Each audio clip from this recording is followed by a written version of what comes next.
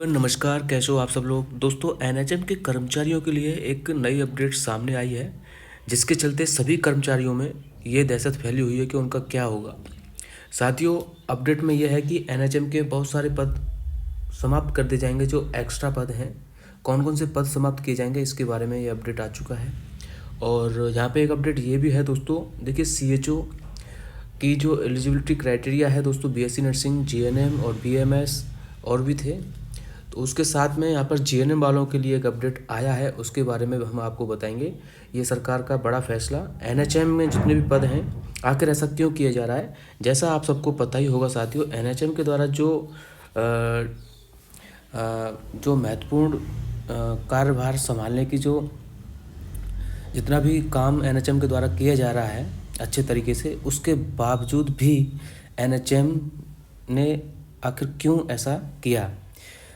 तो जो बैठक की गई थी इसके बारे में चर्चा ये हुई थी। यह सभी निर्देश आज एसीएच अतिरिक्त मुख्य सचिव द्वारा ईसी की बैठक में दिए गए। क्या क्या अपडेट है दोस्तों देखिए, और ये जो गाइडलाइन रहेगी दोस्तों सभी जगह लागू होगी। सबसे पहले इसमें बात है कि जो सीएचओ का बजट है दोस्तों बहुत कम कर दिया गया है। जो सीएचओ का जैसे अतिरिक्त बजट आया करता था किसी भी चीज़ का, बहुत सारे फंड आते थे सीएचओ के लिए, तो वो कम कर दिया गया है। सीएचओ की ऑपरेशन लागत कम कर दी गई है। ऑपरेशन लागत जो होती है सीएचओ की, वो भी कम कर दी गई है। नंबर 3, कंसल्टेंट पदों को समाप्त किया जा रहा है। जिला स्तर पर एक ही कंसल्टेंट जो है सभी कार्य करेगा। अब देखिए, जो कंसल्टेंट हैं दोस्तों बहुत सारे हैं, मैं आपको आगे बताऊंगा। और जो एएनएम की भर्ती है अब एनएचएम से नहीं की जाएगी। जो एएनएम की जो जितनी भी भर्तियां हैं वो एनएचएम से की जा रही थी, जैसे एएनएमआर वगैरह ये हो गए, तो ये नहीं की जाएंगी।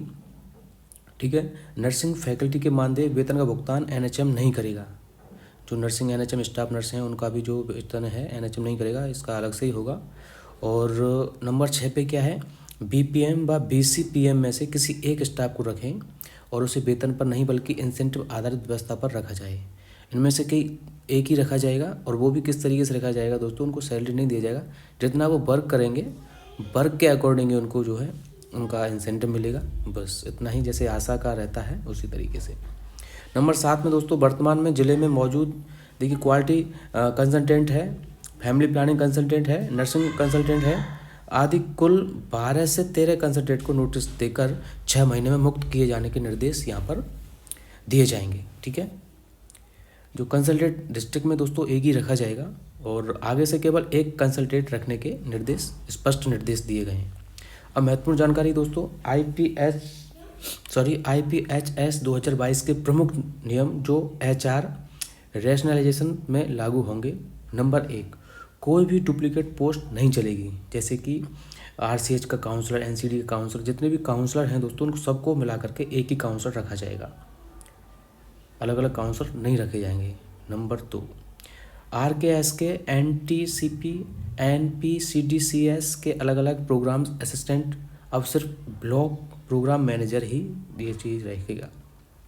नंबर 2, सभी सीएचओ और mid level health provider, community health officers जो भी हैं, BSc nursing, BMS plus bridge course वाले ही रखे जा सकते हैं।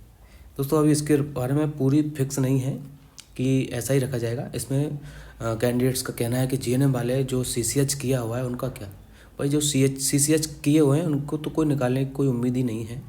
जो जीएनएम करके सीसीएच किए हुए हैं उनके लिए कोई प्रॉब्लम यहाँ नहीं रहेगी, और जीएनएम ओनली जीएनएम वालों को सीएचओ में नहीं लिया जा रहा है, ये सबको पता है।